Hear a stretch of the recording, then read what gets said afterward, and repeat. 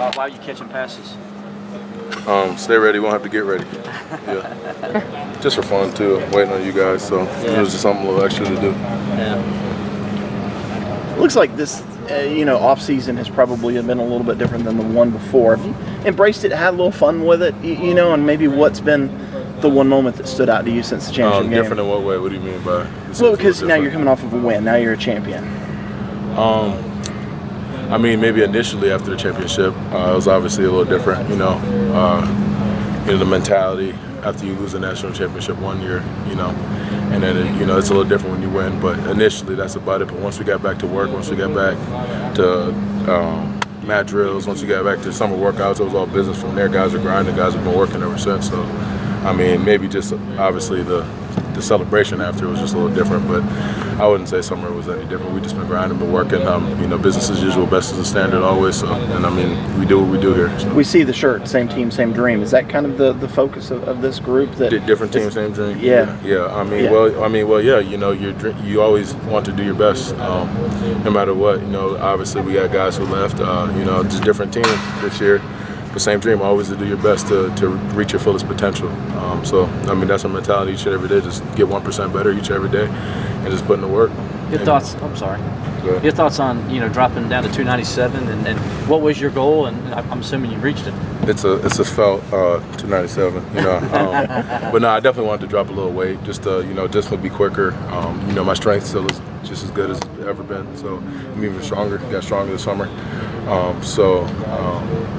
I could play at it. I just want to be, at a good, healthy weight, just so I could last. Really, be quicker, be faster, and I'm still strong. So I'm comfortable at 298 right now, and it gives me ability to play wherever and just play a lot of snaps. Are you seeing it when you're out there on the practice field? How much different it is for you? I definitely feel it. 310 to, at the tail end of the season, about 310, 315 to 298. I definitely feel the difference. I'm not as gassed out there. I'm running, feeling good, running like a gazelle or something out there. So I'm definitely feeling good, seeing the difference. During the course of a season, how much will you put on, and how much does that help that you're that's down also now? That's also it too, because I always end up putting on a little weight just during the season.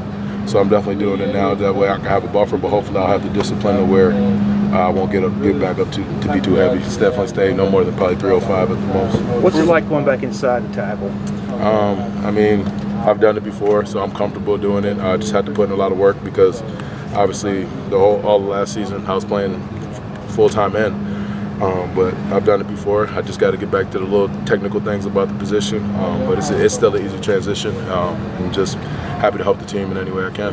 What are some of your early impressions of younger guys up front like Jordan Williams? Yeah, Jordan and Justin, they just really been working.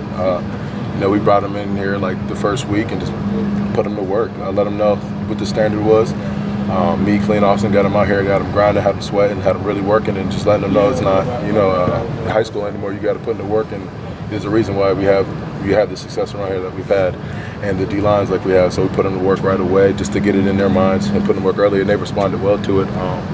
And just definitely, just impressed so far. Just their mentality and their willingness to work. Have you been working with Logan Rudolph at all on technique things? I know they're experimenting with him on the line. Yeah, that's more Clean Austin's deal. They'll definitely help him out. They can help him out more than I can. But he's another guy too. Who just love his mentality and the way he just wants to help the team as much as he can, and just willing to work every day. Talk about what it's like working with Coach Bates now. Coach Bates, I like Coach Bates a lot. A good coach, good guy. Definitely helps that he's played the position and everything too. He has a lot of knowledge, a lot of football knowledge for a younger coach, and just a guy you can connect with and that you want to play for. It seems like you and Dex have this great relationship. Is it like he was saying yesterday, maybe brotherly, but you pick on each other a lot? Well, yeah, that's what brothers do. I'm the big brother. Just let him know. Anytime he thinks he's big and bad and tries to try to flex his muscle on me or something, I got to put him in a headlock or something like that. Let him know who big brother still is. No matter how good he is at something, I'll let him know I'm better. Whatever it is, just kind of that big brother effect I try to have on him. I don't care how many tackles for loss, how many sacks he has, I'm still a big brother. So, is it good to keep him humble? Oh no, definitely, and he keeps me humble as well too. Just just because he's such a beast too. It's like, I mean, okay, I still got to work. I'm trying to, we're just pushing each other every day, really. But at the same time, I definitely try to keep him humble, and he keeps me humble as well. On the basketball court, he says he can post No you shot. up. No shot. Again, big brother effect. He's not touching me on the court. I don't care what he says. That's my domain. That's my area. He can't step out because I can handle the ball. He can't handle the ball. He's only a post guy. He got some sweet post moves. I'll give it to him. But once I take him out, dribble a little bit, he can't keep up. So. He said that after the surgery, he gained a little bit of weight. You let him know it. He got big. He got real big. He got up to about 360. I started calling him Xbox because he got so heavy. So yeah. Do you see a jump in him this camp? Oh, definitely. You just see just the knowledge he gained over here. That's definitely helping him. Obviously, he's still a freak athletically, physically. He's just smarter, willing more to lead, step up. And you can just definitely see the difference. Like he knows when things are he's just so comfortable now. So yeah. You last year you avoided the sophomore slump and had a great season. And now Dex, everybody's wondering, is he going to avoid it? I think he'll be just fine because he puts in the hard work each and every day. He comes in with the mentality to get better. Like I said, just iron sharpens iron every day. I'm pushing him to be his best. He's pushing me to be my best, and so and that's not even a thought really with him. I don't think he's just trying to be his best and help the team as much as he can. So you don't even have to talk to him about keep that stuff out of the way. Not even. He has the right mentality about it. Like I said, he likes to work, and the guys around him are forcing him to work. Even the guys behind him are pushing him to be his best too. It always feels like someone's chasing you here. That's fortunately. We have good talent, good depth here. So. When you were a freshman, you had 80 tackles. He had 79 last year. Now you're both next to each other. So you're gonna have a little competition this year. So you guys. Of course, always. Just something, just to, just something else to pick on each other about. But we're just gonna try to just do our job. I'm sure that's not something we're going to think about as we're doing it, but I'm sure maybe at the end of a game, at the end of the season, we're going to be, I beat you in this, I beat you in that. We're going to poke fun at each other. But it's all in good fun. You'll know a lot more once you get full pads on, but what your early impressions of the offensive line, how they compare to last year? The offensive line only really lost Jay. Those guys are all older now, got a lot of experience. The three freshmen, Sean, Tremaine, and John from last year, they played a good bit. Now they're sophomores this year, so you could definitely see the jump, definitely see the difference. Those guys are just workers, and they're a tight group. You can tell out there on the field when you're going against them, and they're just really tough. And if you don't bring it you don't bring it any given day, you're going to get exposed. So they really push us, and we really push them, and it works well. What's the difference in having Coach Bates coaching both the ends and the interior as opposed to having two coaches last year? It's a little different, but in some ways it's kind of helpful because now I feel like just as a whole D-line, you know what everybody's doing, regardless of what position you're at.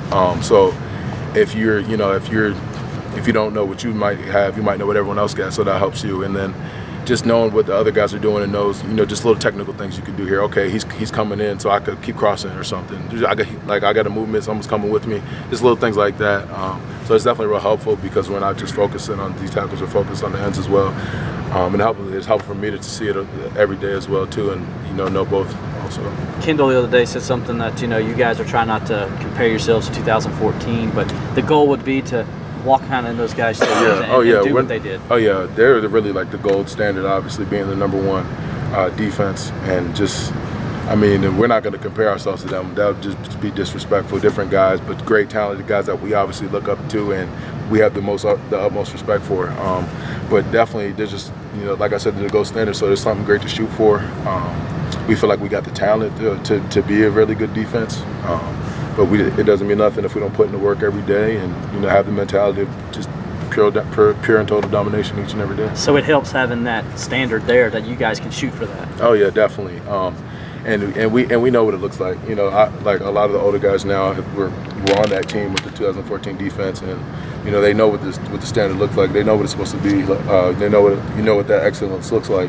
So just each and every day, we're pushing each other to really, just be as best as we can. Everybody talks about you guys up front, but on the back end in the secondary, sort of underrated. Nobody talks about it, and there's a lot of talent back there. Oh yeah, we definitely got some guys back there, and just a lot of talent, and just guys who can make plays. Ryan, guys who've been around for a while. Ed, Trayvon, Van, Tanner, a bunch of guys, just guys who been around here for a while and just compete. Just really competitive guys who might not, you know, like you said, are underrated, and they want to, you know, they're working hard to build a name for themselves, kind of, so to speak. So yeah, definitely a lot of talent back there. And how can that help you guys up front? Oh, big time. That's a lot of help. You know, we're helping. That's the part of the game. We got to help each other. You know, they do the job in coverage. We're going to get our pressures. We're going to get our sacks, and you know, we're going to try to do our job on D-line. Get them to hurry up, make a foolish decision, throw the ball to them. You know, we're all working together. It's a team effort. So, Guys, we got to let it go. So Thanks, Christian. Appreciate it.